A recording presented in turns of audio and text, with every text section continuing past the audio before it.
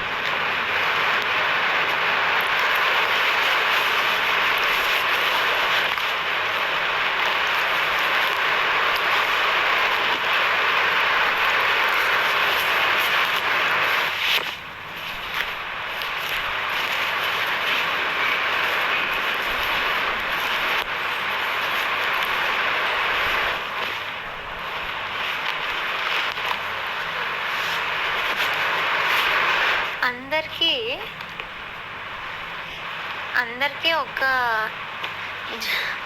Journey video దొరికితే first time record breaking video అన్నకు దొరికింది. ఆయనకి video never before ever after.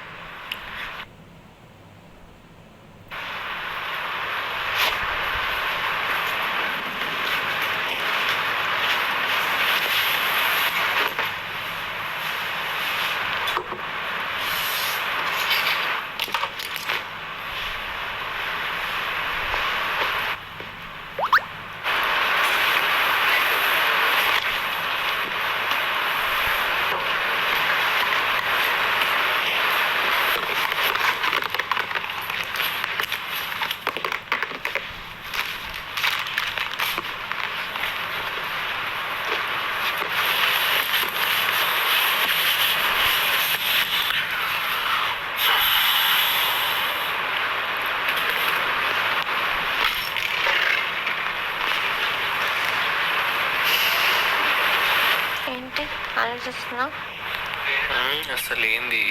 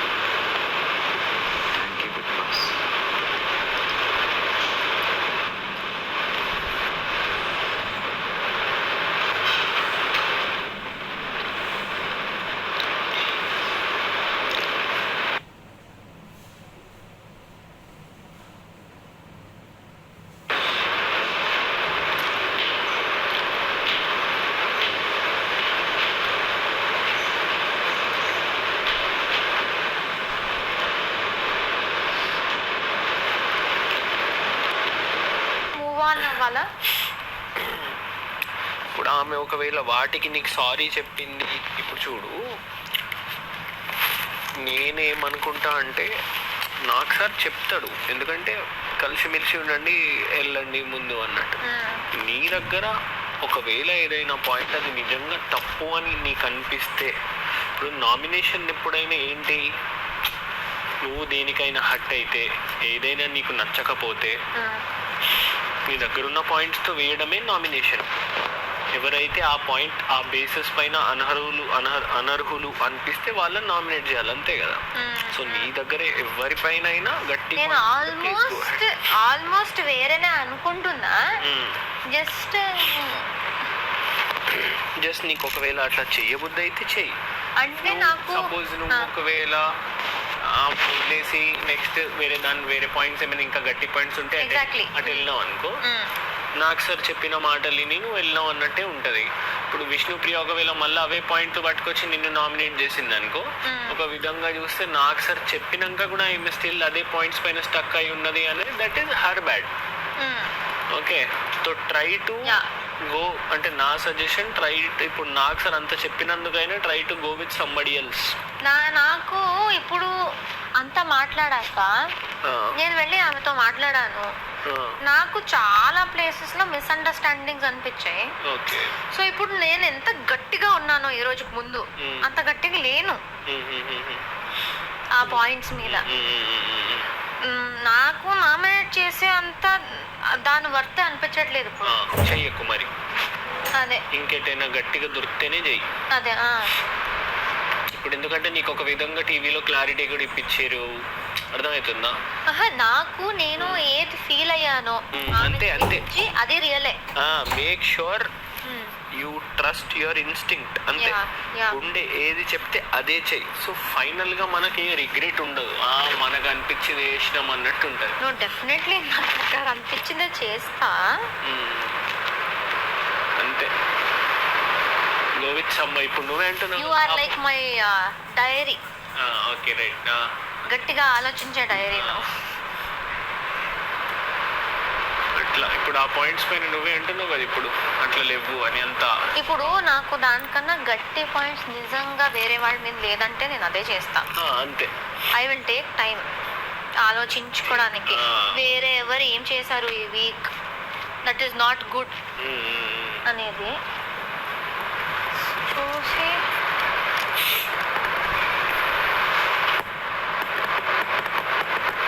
Crazy కదా ఈ గేమ్.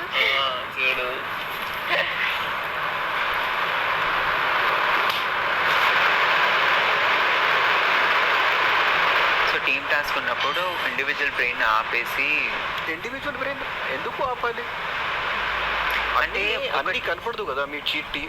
ఇండివిజువల్ బ్రెయిన్ ఇంకా యాక్టివేట్ చేయాలి, కానీ టీం కోసం, సెల్ఫ్ కోసం కాదు, టీం కోసం. అప్పుడు ఈ ఇండివిజువల్ జడ్జిమెంట్ అనేది వస్తుంది అన్న.